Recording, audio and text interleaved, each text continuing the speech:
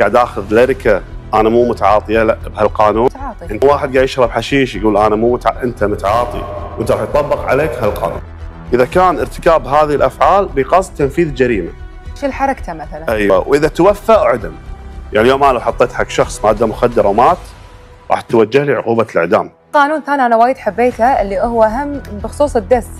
لما مثلا واحد يحط حق شخص ثاني مثلا نقول نوع من انواع هذه حبوب او وات ايفر شنو كان داخل سيارته، ما بين القبض ولما يصدر حكم ولما ياخذ اعدام. والله انا مو عاجبتني رفيجتي مضايقه منها وغيرانه منها، يقوم يحط لها شيء حبستش علي انا. قانون مو محاكمني. بس القانون حط 3 حالات.